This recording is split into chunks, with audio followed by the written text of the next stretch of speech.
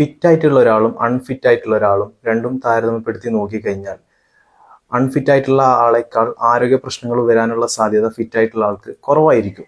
ഇപ്പോൾ ഫിറ്റ് ആയിട്ടുണ്ടെങ്കിൽ ഒരു അസുഖവും വരില്ല, മരിക്കോളം ഒരു ബുദ്ധിമുട്ടും വരില്ല എന്നൊന്നും ഒരിക്കലും പറയാൻ പറ്റില്ല. പക്ഷെ സാധ്യത കുറക്കാനായിട്ട് നമുക്ക് പറ്റിയേക്കും. ഇത് തന്നെയാണ് നമ്മൾ എടുക്കേണ്ട മുൻകരുതൽ എന്ന് പറയേണ്ടത്. നമുക്ക് എന്തെങ്കിലും ഒരു ആരോഗ്യപരമായിട്ടുള്ള ബുദ്ധിമുട്ട് വന്ന് വെട്ടിക്കിടക്കുന്ന സമയത്ത് മനസ്സിലാക്കുക, നമ്മൾ മാത്രമല്ല ഇതുകൊണ്ട് ബുദ്ധിമുട്ടുന്നത്, നമ്മളെ ചുറ്റുള്ള ആൾക്കാർക്കും ഇതൊരു ബുദ്ധിമുട്ടാണ്. കാരണം അവർ കൂടി സങ്കടപ്പെടുന്നുണ്ട്.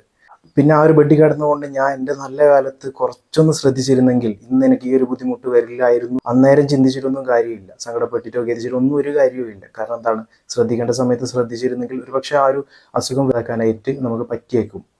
അപ്പം അതുകൊണ്ട് തന്നെ തീർച്ചയായിട്ടും നല്ല സമയം നല്ലതിനായിട്ട് ഉപയോഗിക്കുക. അതായത് നല്ലൊരു ലൈഫ് സ്റ്റൈൽ ക്രിയേറ്റ് ചെയ്ത് അതുമായിട്ട് മുമ്പോട്ട് പോകുക എന്നുള്ളതാണ്. കാരണം ലൈഫ് സ്റ്റൈൽ പ്രശ്നങ്ങളാണ് ഇന്ന് കാണുന്നുള്ള ഒട്ടുമിക്ക ആരോഗ്യ പ്രശ്നങ്ങളാണെങ്കിലും അല്ലെങ്കിൽ വണ്ണം കൂടുന്ന കാര്യമാണെങ്കിലോ. അപ്പം ഇതിനായിട്ട് നമുക്ക് എടുക്കാൻ പറ്റുന്ന ഏറ്റവും നല്ല മുൻകരുതൽ എന്ന് പറയുന്നത് നമ്മുടെ ലൈഫ് സ്റ്റൈൽ മാറ്റം കൊണ്ടുവരിക എന്നുള്ളത് തന്നെയാണ്.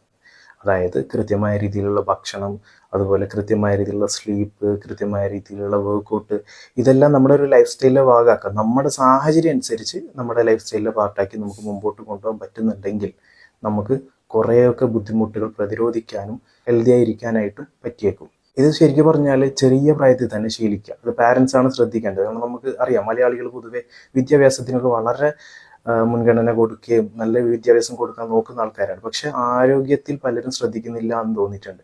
അപ്പോൾ വിദ്യാഭ്യാസത്തെക്കാൾ ഒരുപടി മുമ്പിൽ ഈ ഒരു കാര്യം കൂടി ശ്രദ്ധിക്കുക.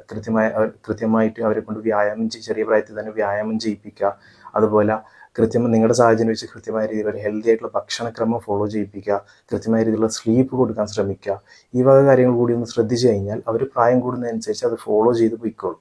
ഇപ്പോൾ രാത്രി കറങ്ങാൻ പോകുന്നതോ അല്ലെങ്കിൽ രാത്രി കറങ്ങാൻ പാടില്ല എന്നൊന്നല്ല. തീർച്ചയായിട്ടും നമുക്ക് രാത്രി കറങ്ങണം, എൻജോയ് ചെയ്യണം, ലൈഫാണ് എന്ന് വെച്ച് അത് ശരീരം മറന്നുകൊണ്ടായിരിക്കും. അല്ലെങ്കിൽ ഏജിൽ ഏത് ദിവസവും രാത്രി ഒരു ക്വാളിറ്റി ഇല്ലാത്ത സ്ലീപ്പ് കിട്ടാത്ത രീതിയിലുള്ള കറക്കം ആവരുത് എന്ന് മാത്രമാണ് ഞാൻ ഇതുകൊണ്ട് ഉദ്ദേശിച്ചത്. തീർച്ചയായിട്ടും നമ്മൾ അങ്ങനെ പോകുന്നുണ്ടെങ്കിൽ, ഞാൻ ആദ്യം പറഞ്ഞതുപോലെ ഒരു അസുഖം വരില്ല എന്നല്ല, അസുഖം വരുന്നത് മാക്സിമം നമുക്ക് കുറക്കാൻ പറ്റിയേക്കും. അവരവരുടെ ശരീരം അവരവർ തന്നെ കെയർ ചെയ്യുക. കാരണം ഞാൻ നോക്കേണ്ട തടി എൻ്റെ വീട്ടിൽ വേറെ ആരെങ്കിലും നോക്കിക്കഴിഞ്ഞാൽ സെറ്റാവോ? ഇല്ല.